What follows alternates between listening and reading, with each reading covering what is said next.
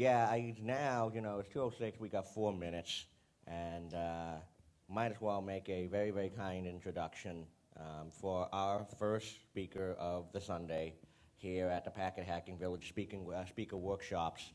And we are very, very delighted to have, Kathy Wang from Splunk to talk about, passive DNS for network defense. And it is certainly our great honor to have Kathy to present this morning. So thank you so much. So ladies and gentlemen, Kathy Wang.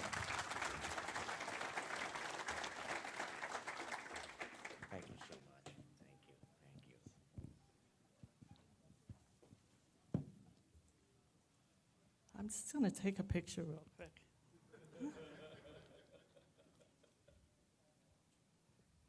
Awesome. Thank you. Okay, so I'm Kathy, and I am really impressed that there's so many people in here. When I got here like an hour ago, there were maybe 3 people sitting there, and I was like, oh my God. Everyone had too much to drink last night or something, and no one showed up.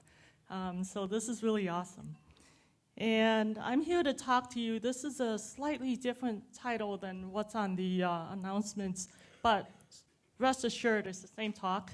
I just thought this title sounded more compelling, right? Because that's what we're all here for in the Packet Hacking Village is network defense. I bet most of us do that, so including me. So, I think it's a really, really good title for that. So I last spoke at DEF CON for DEF CON 12. I mean, that was a really long time ago, and it was at Alexis Park back then, and I really regret that I didn't have a smartphone to take a picture of the audience back then, because I was actually in one of those really big tents outside at the Alexis Park, and there were a lot of people in there, but it was super hot. It's like 150 degrees in there or something. So this is so much better. So things have gotten so much better in the last, 12 years or something. Wow, 12 years. But anyway, since then, I've had a lot of different adventures. I was an open source prototyper. I don't call myself a developer because I'm not a software engineer, but I prototype for fun. And I have had some open source software in the past, like Morph and the Honey Client project, which some of you may be familiar with, I hope. But along the way, I've learned a lot about malware detection and response. And that kind of gives way to threat intel work. So I've been, involved in that field and arena for quite a long time. And I'm here to share with you some of the insights that I've gathered along the way and hope that what you can take away from this is that you'll learn something today. That's my goal. I really hope you learned something today. So if you don't, come up to me afterwards and tell me that, because I'd like to get feedback and know how I can do better next time. So this presentation is really about telling you about a new tool or capability that we've worked on. And I'm really excited to talk about that, and I will get to that. I'm a big person for giving credit where it's due. I never take credit for other people's work, right? So that's really important for me. So I just want to let you guys know my colleague, Steve, and I worked on this tool together, and he couldn't be up here to present today. He actually had to fly out really early this morning. So I'm the one doing the presentation, but I wanted to call him out for that, for helping out and everything. He was an integral part of this project. Okay, so getting to the agenda. How many of you guys in here work on threat intel analysis? That's actually a pretty good number of people. It's not the typical number of people that I get at every conference that I speak at. Depending on the conference, I may get a lot less. And I see there's still plenty of people who didn't raise their hands. And so I want to spend a little time going over why that's important, because I think it's very important to get that message out and get more people interested. A lot of people talk about threat intel, but whether it's important or not, or understanding in the bigger scheme of things why it's important is a something that not a lot of people understand, so I want to make sure that's there. And why is threat intel important, right? What the difficulties are with triaging advanced attacks doing threat intel. I know those of you who do it probably are well aware of the challenges that you face, but I want to make sure everyone here knows that. And then we are really here to talk about internal local stores of passive DNS information, like building that capability. And at the end of this talk, I promise you'll be able to access the tool, use it, install it in your environment. That's what this is all about. So I want to make sure you guys know that. And then what kind of thought process we took in creating the tool.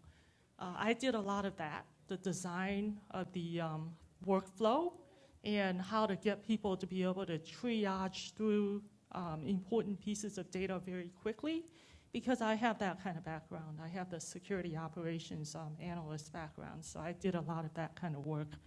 And then next steps. This is the exciting part. This isn't the end of presenting on this tool, right? This is the first step. This is what I would call the MVP, or minimally viable product. And we have so much more in store for this tool that we're gonna also do in the next 3 to 6 months or so. So there's more coming. Okay, so let's get started. The current problem is that, threat intel is something that a lot of people know about, hear about, but actually working it is another thing. So it's sharing data is this sort of a short-term solution right now for us in sharing data amongst different peer groups or different industry sectors so that we can all become more proactive and better at fighting against the attackers that are targeting us. And mostly we focus on more advanced and sophisticated types of attacks. I'm not gonna say APT because, man, every time I say that, like half the people in the room are like, I hate that term. So I've said it already, but anyway, I probably won't keep saying it. Advanced attacks, I'm gonna talk about that. And then there are existing schemas like Stix and Taxi, and you guys have probably all heard of that, for formatting, sharing this kind of data. But it's not really widely used. I mean, not everyone uses it. And why is that, right? But that's yet another talk and another problem. And the MITRE people do a really good job with that kind of talk. So I'm not gonna cover that today. But we need to have the ability to allow people to quickly visualize the attack relationships between multiple organizations and groups. That's what it's ultimately about. And the reason for that is because we're all fairly visual. We're good at picking up information when we see it in a visual format, and not so much if it's like in this Excel spreadsheet of tables, right? I mean, that's just looks like mumbo jumbo. So we want to have a really good visualization interface for people.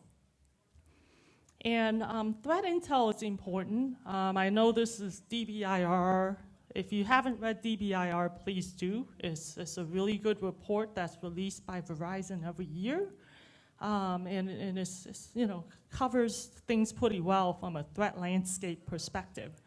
I know it says it's 2014, but I mean, 2016 doesn't matter. It's still like this. Everyone is a target and everyone's a victim. So in the last 2 years, it really hasn't changed that much. Every single industry sector is pretty much affected by these types of advanced targeting attacks. You probably all know that, and so this is only here for informational purposes. External attacks are increasing. We all know that as well. It's just getting worse and worse. It's not getting better. And nation-state attacks are increasing as well.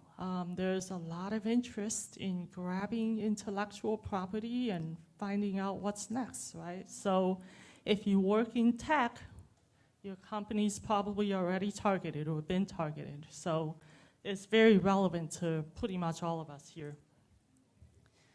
And you know, a lot of times, even now, people are finding out about threats from other organizations. Like, hey, it looks like I'm getting traffic from your organization attacking one of our servers or endpoints. Oh, okay, let me do an investigation and see what's going on. I mean, you see from this, the vast majority of these finding things out is coming from other organizations. So that only highlights the importance of sharing threat intel data. Okay, so this is very important. So if you look at how threat intel works, right, there's like many different formats. There's like the discovery phase. You discover a threat, and then you try to model the threat or create some sort of visualization of it, and then you try to translate that information into some sort of shareable format, maybe like YARA rules or doing like some sort of standard, using that to share. And then you extract the indicators, right? So that's how you're gonna figure out how to put, what do you need to do with your firewalls or IPSs or whatever devices in order to prevent this particular attack or block it. And then the last step is being proactive and trying to prevent this stuff because you found out about the indicators from a industry peer before you got attacked with it. And this is all very important for sharing.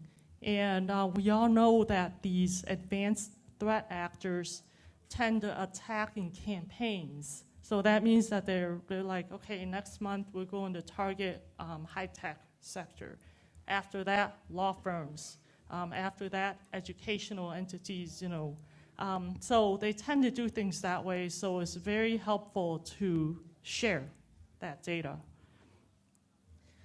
So what I'm gonna highlight here in this slide is how are we doing so far with all of these different steps that need to happen to do effective threat intel sharing. So the threat part, we've automated a lot of it, right? We can't really automate the visualization or modeling. That's very hard to do, and it's not done very well at all if it's attempted at all. The gap is that, okay, we can automate translating the models into shareable formats, but I can't think of any solution that does this really well right now. So that's a major gap. And then extracting indicators and preventing threats, there's automated solutions. So this is kind of just to give you a background of kind of like 20,000-foot view of threat intel, what the problems are, how we should share, why we should share, and then where the current gaps are in the workflow for threat intel analysts. Okay, so where can the process still be improved, right? I talked about visibility, being able to visualize all of this information, but also being able to know that, like, if I get breached, then our organization may find out months after the fact. That happens in most places.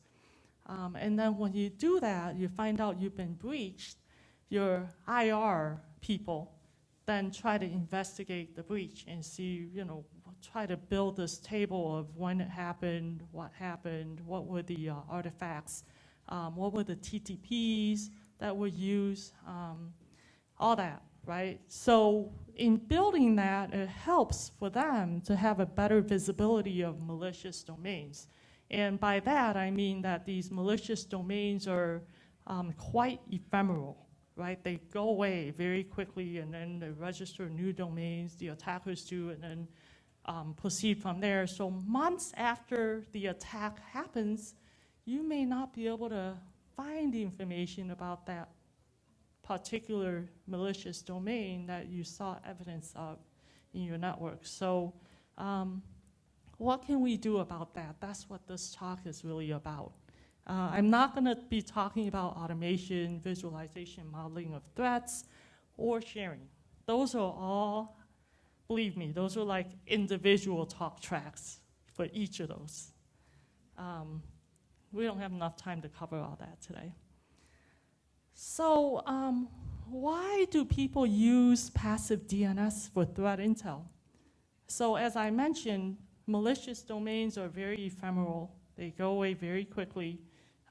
So when you're doing your IR work, you might use an external service like Farsight DNSDB or Passive Total, which is now RiskIQ.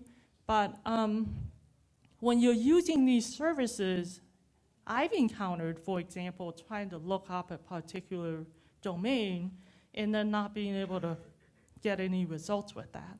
And that to me is frustrating because, I mean, these services have sensors in a lot of places, but they don't have sensors everywhere, right? It's not possible to have sensors everywhere, especially in my own network, right? So they don't necessarily have sensors in there. And you know, you really kind of need to build this information both on the internal side and external side to have a thorough table of information for good analysis. And I'll show you visually what that means. That's very, so in a second I'll show you. But anyway, so a lot of these attacks that we're talking about that are sophisticated, they're very highly tailored and targeted. So they know who to target in your organization, maybe your C-levels, maybe your people who have admin accounts. And then from there, it can be very difficult to figure out what happened during the course of this attack. You don't have full visibility, right? And then, you know, you get this piecemeal information, but it's better for you to have better visibility because then you can share it appropriately with your peers. Maybe they have something to share back with you as well. So let's talk about augmenting your existing external services with a custom internal sensor that can be a repository of your own malicious domains that have crossed your network, right? And then, so we want to build some sort of a lightweight sensor that doesn't have a big maintenance burden and can sit in your network and collect all DNS data so that later on, after you've discovered you've been breached, you can access that source also to do passive DNS analysis. So visually, so I've been talking about how difficult it is to triage these types of targeted attacks. So here's how I kind of see it in my head. And you have here on the left side an attacker infrastructure of some sort. And all those little white dots represent nodes. So hosts that they have launching attacks against your organization. And let's say your organization won, okay? And you've got all of your endpoint hosts and nodes in there. There's another organization that's in your sector, in your industry sector. We'll pretend that we're a defense contractor, okay? And so we're organization 1, we're a defense contractor.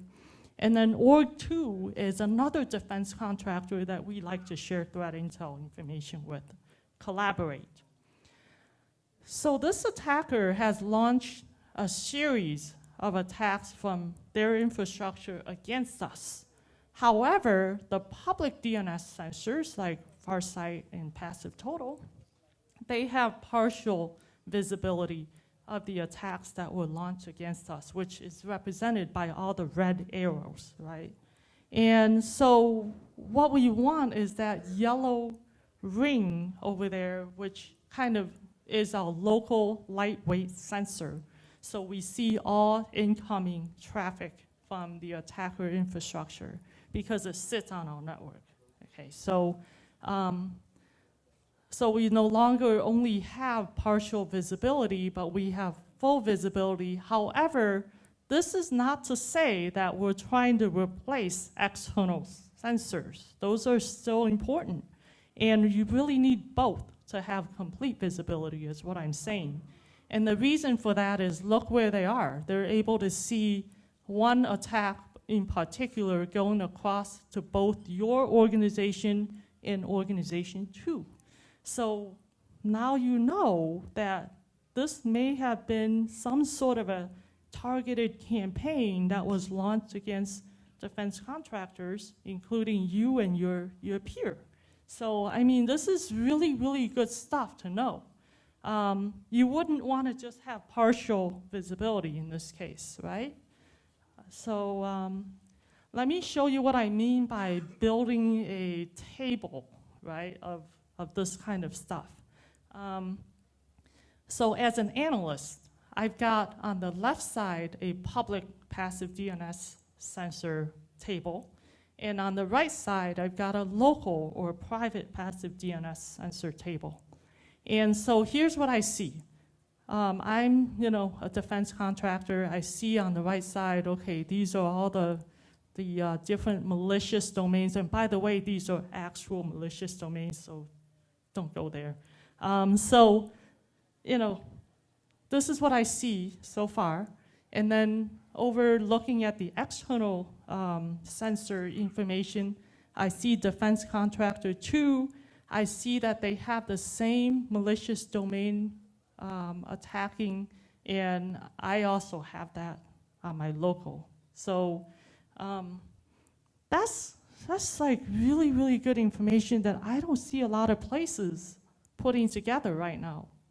Okay, I mean, if you do, then kudos to you and awesome and everything. You're like probably a really, really advanced capability.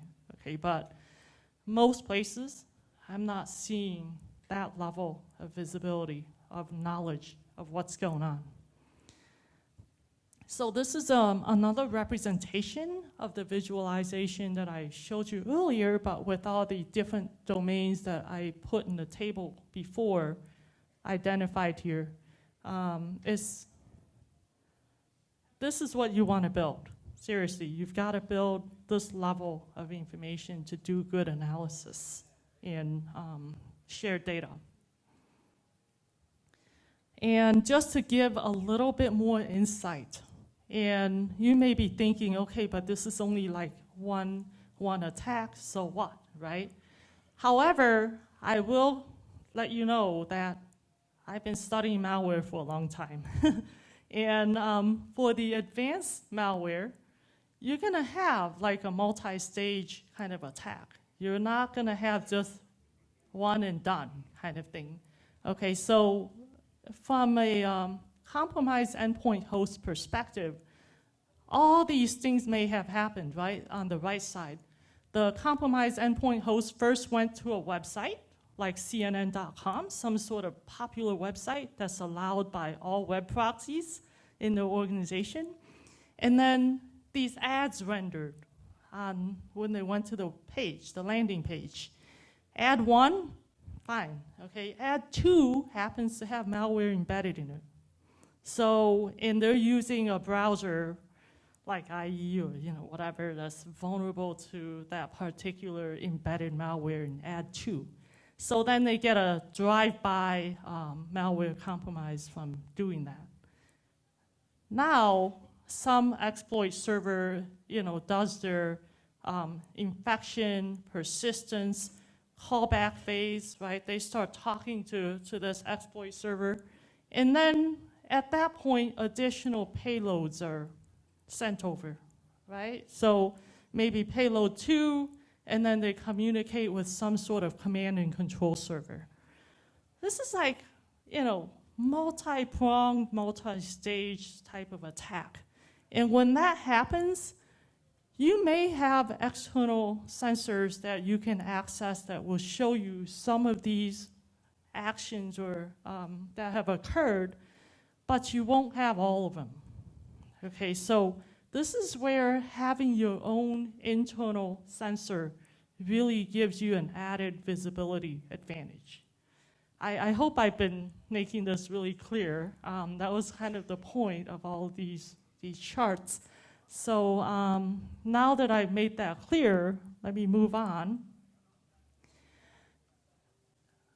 we need a middle ground, right? We don't want to have to resort to accessing full packet capture solutions to look up all this information, do we? I mean, not as a first step.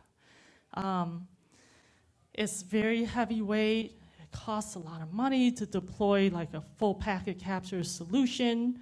You have to have a lot of storage, right? How long do you want to keep that data for? You want to keep it for 6 months, 9 months, you know? You could be discovering breaches months after the fact. So keeping it for 2 weeks isn't going to help you, right? And then if you're going to keep it for 6 months or a year, that becomes really expensive, really fast.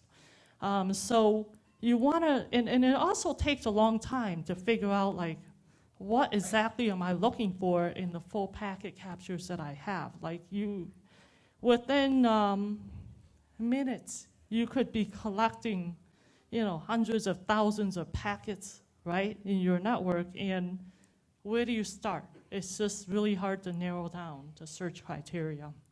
So what we want is we want some sort of a middle ground where it's a lightweight sensor that doesn't require a lot of maintenance. It's not expensive at all. In fact, it's free. And then you can get that full visibility. And then once you get that information about putting together the tables, and then you have all the timestamps, the exact timestamps that DNS queries were made from an endpoint to a particular malicious host domain, then you can go to your full packet capture solution, and now you've got the exact timestamp to look up, and you can see what the body contents were for, like, say, you know, an email or a payload or something that was sent, right? So that's what you want to do for maximum effectiveness in the investigation. You're wasting time if you go to your full packet capture solution first. That's what I'm saying. Okay, so in thinking about building this capability, what can we do to make things easier for an analyst, faster, right? So here we go. We're going to build an app, a Splunk app, to facilitate collection locally of DNS data.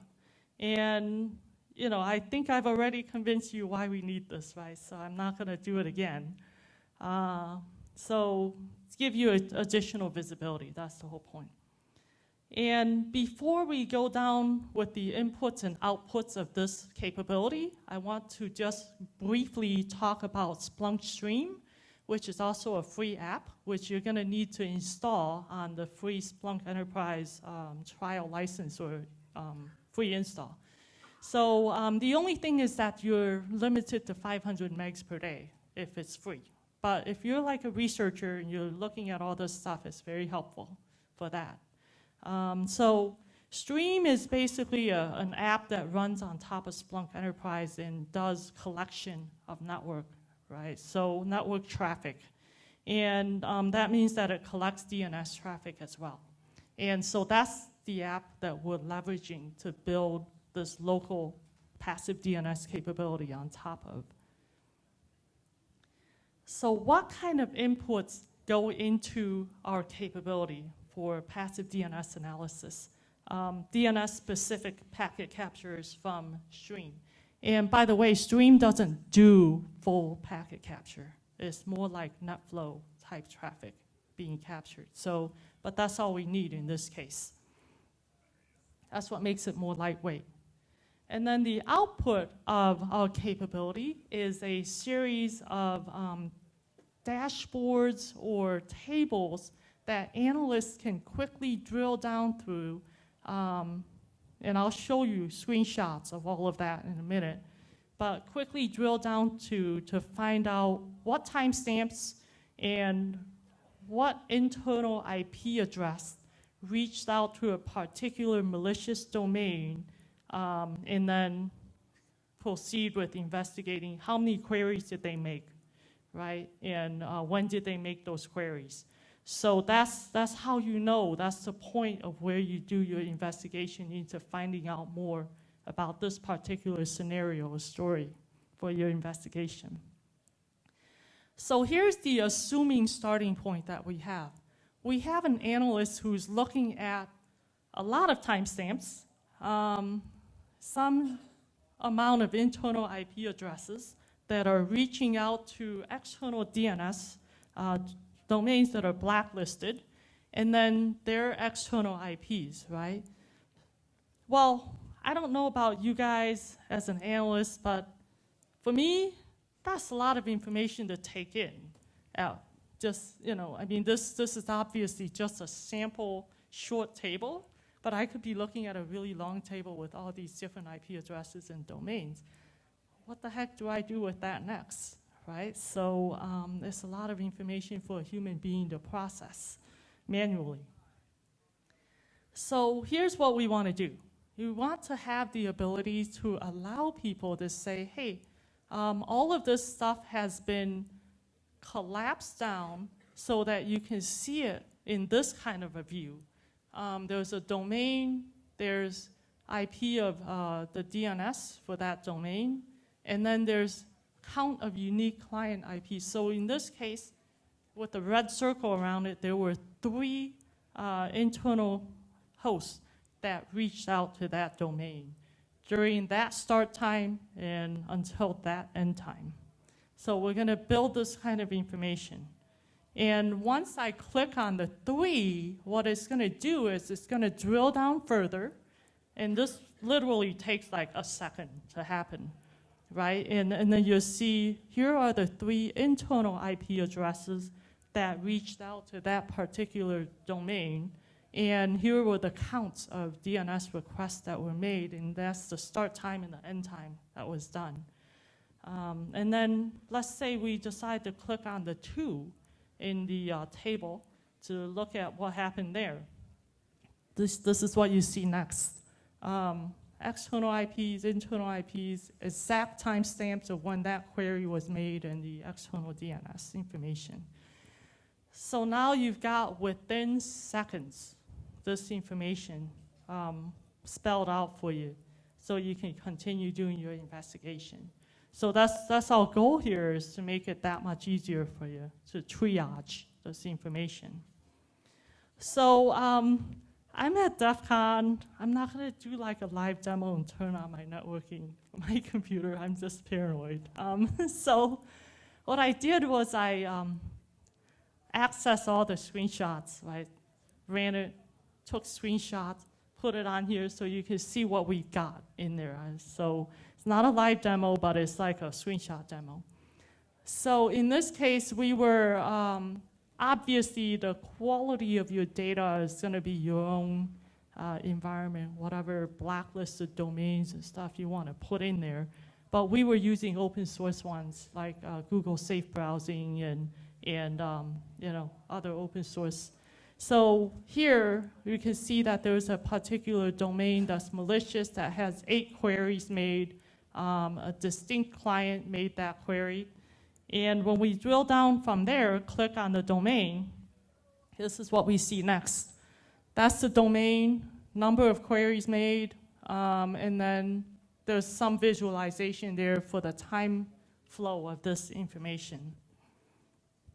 Then let's say we decide we're going to click on the number of queries, right? So when we do that, we are able to see the next step down, which is that's the system IP of your internal host that was making that request. And when it happened, that's the timestamp, right? Let's say we click on that, and then we get a total number of queries and query counts.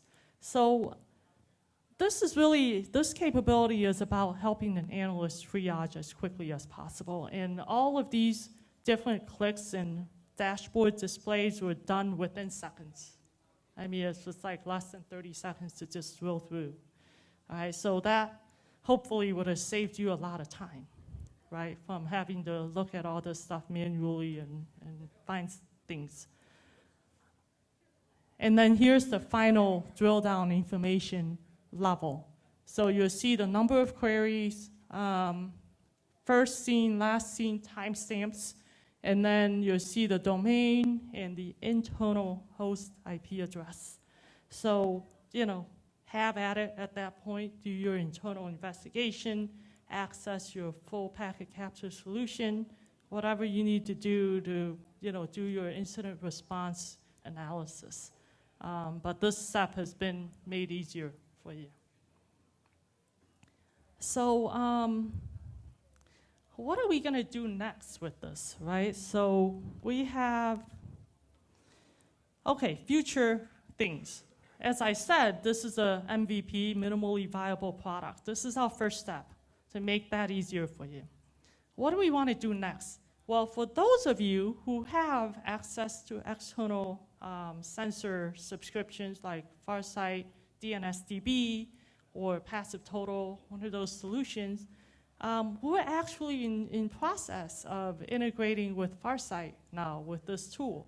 So that means that there's going to be a little widget button that you can click and say, yeah, I've got feeds coming in from here too, and so now you can access everything from one interface to get both your internal information and your external information. So this is going to be really exciting. I'm really excited to announce this particular collaboration effort between us and Farsight. And I don't know if Farsight's here today, but I think they said they were going to come. So hopefully we'll get that out very soon, and maybe within the next few months, hopefully. And we're also looking to integrate with other tools as well, so that you have the full, complete package. All right, so here's where you can download this stuff, right? We have a GitHub repository, and then we have Splunk Enterprise download here, and then Splunk Stream right there as well. All of this stuff is free. And now we move to questions. And what I'm going to do is, like, I wear 2 hearing aids, so out there I'm just not going to hear your questions. So I'm going to ask my colleague Robert and friend to come up here and repeat questions for any questions that you guys may have, so I can hear them. What's that? Back a slide so they can take pictures of it. No problem. Any questions?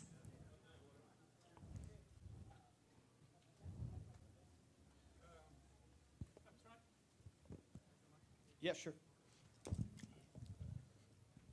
Okay, I'm trying to make sense of how is this going to be employed in a network? Like, where would it sit? How does it interact with other things on the network? I'm trying to get an idea. Is that like a kind of like a DNS focused SIM kind of thing, or I'm just trying to get a better understanding of how would that work inside my network? Okay, so the question was, where does this sit on the network? So when you install Splunk Enterprise, right, it's kind of like a SIM. And what happens is you put your data sources in there. So let's say your DNS source is coming from info blocks or whatever, or you're using some other DNS product. So what you're going to do with Splunk Enterprise is you're going to specify your input is coming from a particular source of DNS traffic, and you put that in there. When you install Stream on top of Splunk, Stream will automatically pick up all the sources that are protocols coming into Splunk. So it doesn't have to sit in a particular place in your network. It just has to be able to access the data sources that you want to put in there, in this case, DNS traffic.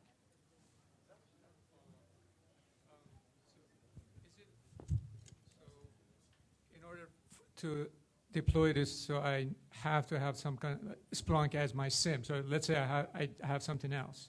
So is that going to work with that, or it just specifically just works with Splunk as a SIM?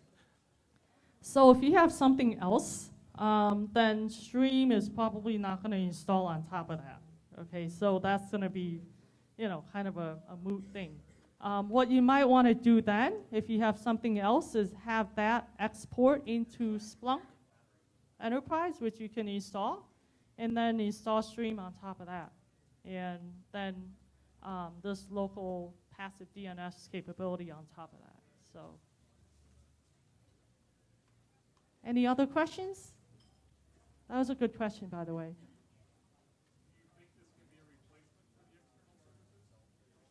Do you think this could be a replacement for external services? No, absolutely not. And I made that point several times as well. Let me go back, make sure I make that point clear.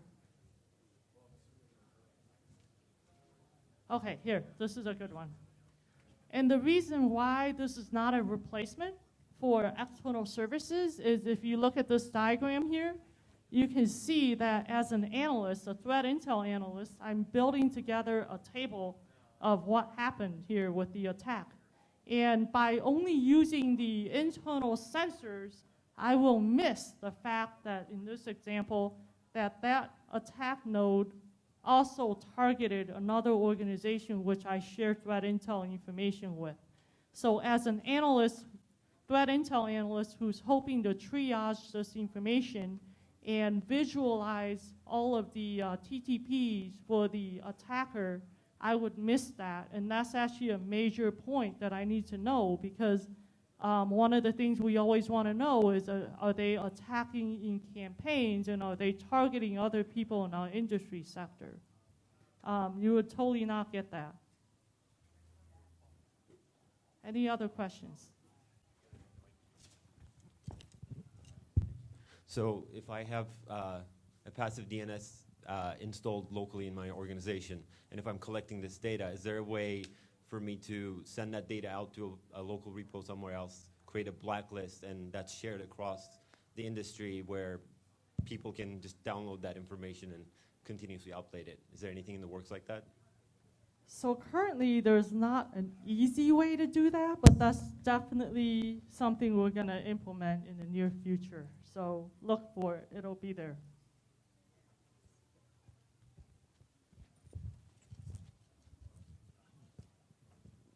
So is Stream able to interpret the DNS data and know all of the data? How does it know that the DNS information is coming from a malicious source?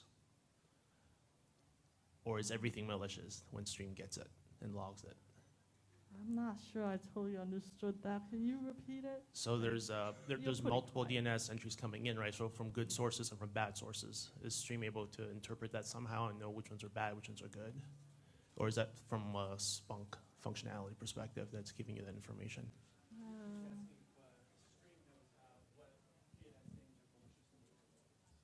Oh, okay. So your DNS information coming in, I mean, you're going to get all DNS information. What you're going to want to have is sort of a blacklist DNS, right? So that can be something you collect on your own, or something shared with you through threat sharing initiatives, or you could be using open source lists, whatever. Whatever you want to put in there. But we're going to have to match against that, right?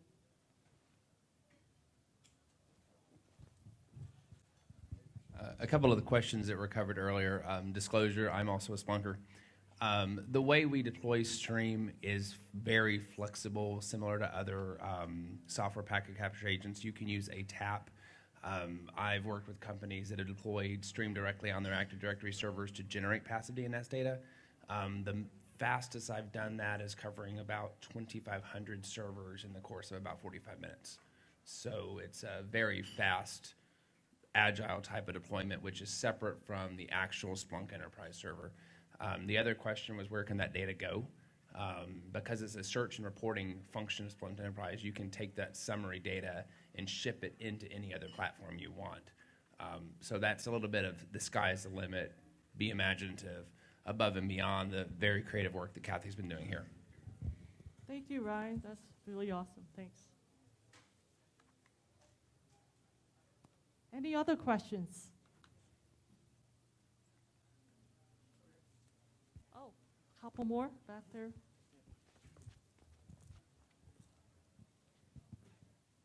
Yep. What's the capability of discerning the actual threat types from attackers, or are you only looking at origination, destination, traffic information in this tool? I think for me that went across really quietly. Sorry. Robert, can you repeat it? Yeah, does it discern the different threat types The that different- from all the malicious domains, like the traffic that's corresponding?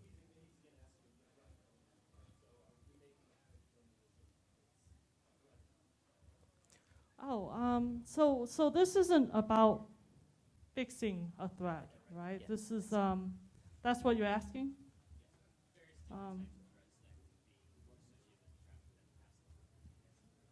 Yeah, so he wants to know from the DNS traffic if we're determining different types of threats from it and stuff in it. Yeah, so you're trying to build like a threat map kind of thing, where you're trying to understand what the tools and tactics and TTPs that the attacker was using.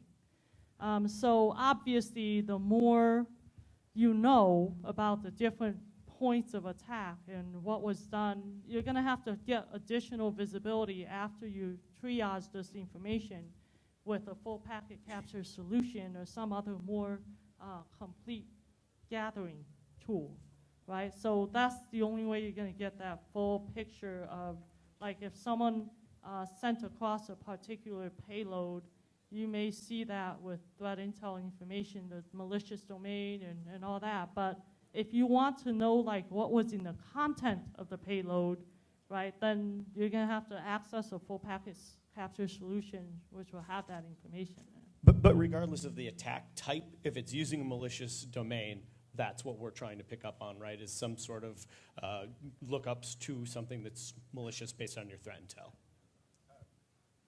This is like as a component of. This is, I think Kathy's point is that this is a component of getting into what other threat intelligence sources at SIM as another source of information, not the sole source of information.